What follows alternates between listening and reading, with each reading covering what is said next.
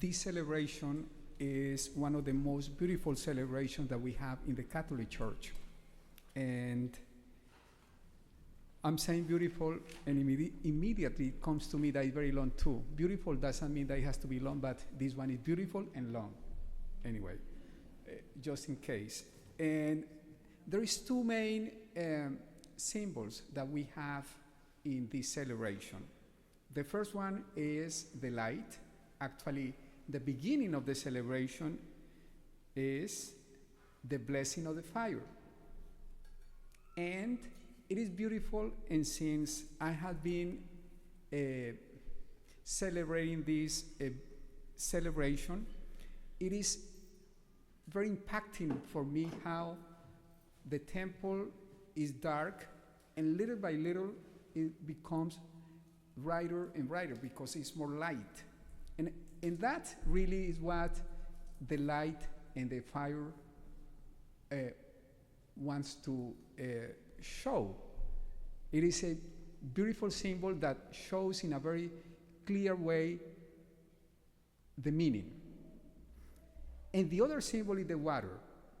Later, I'm going to bless the water, and we are going to renew our baptismal promises because both are actually linked. They go together. So let me read just a sentence of the Exultet, or in English, the Easter Proclamation that Deacon Joe sang, because it is said something that, in my opinion, summarize what we are celebrating today.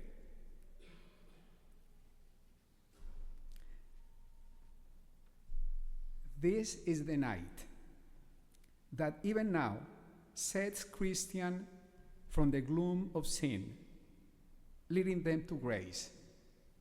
This is what we are celebrating. That we Christians, and this is that's the first symbol, the light. We Christians have been, by the resurrection of Jesus Christ, liberated from darkness, from sin.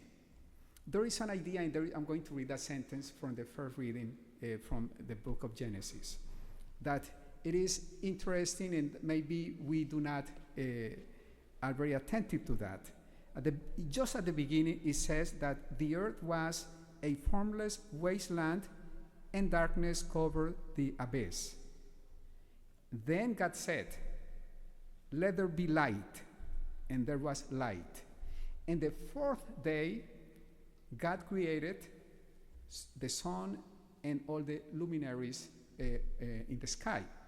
So it is interesting how he is not creating the sun the first day, but he is dividing darkness and light, because before God intervened, it was darkness, which means the absence of God brings darkness into anything. And I think this is very important and beautiful too. And this is what the whole first part was meant to symbolize. When God is not there, when God is not in our lives, there is no light, there is darkness, there is sin. This night we celebrate that God conquers darkness, and he becomes visible and available to everybody, to whoever wants to accept him. And the second thing that we celebrate is that the way we accept Jesus Christ, God, in our lives is through the wonderful sacrament of baptism that we are going to celebrate in a little while. And we celebrate that when we were baptized, God, and I like that idea, God take us out of the power of the evil one. And there is, today we are not going to do it because you did that, or you received that, those who are going to be baptized before But when we baptize babies, it's actually everybody, but again, you received that before. We have a prayer of exorcism. And we ask God to take that child, that person, from the power of the evil one.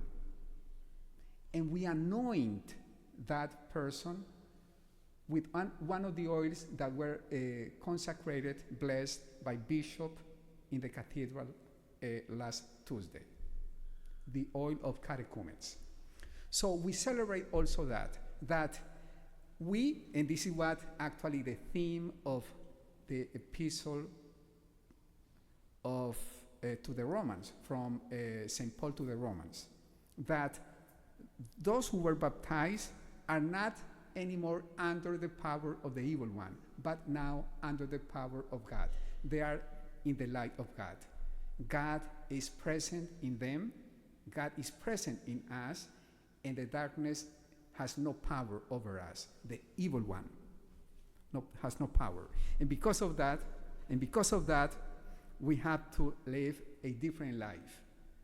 A life that reflects that we belong to God, not to the evil one. That's very important. We all Christians baptized have to live in that way. And this is the last sentence. Consequently, says St. Paul, after explaining how the baptized have been buried into the death of Jesus Christ, and because of that he or she is going to rise as Jesus Christ resurrected, he says, consequently, you too. So those who are going to be baptized today, this night, and everybody who is baptized here, that is for us. You too, me too, must think of yourselves as being dead to sin. So sin has no power over us, and we have been dead to sin and living for God in Christ Jesus. Beautiful. So today we celebrate that. The power of the evil one doesn't have any power over us. He is powerful, but he doesn't have any power in us Christians, because we have been buried with Jesus Christ, and Jesus Christ is present in our lives. And Jesus Christ conquered death, conquered sin, conquered the evil one, and he doesn't have any power. We celebrate the triumph of Jesus Christ over the evil one, over death. And this is what this Easter candle symbolizes, that victory. And we have to do that. We have to be victorious every day.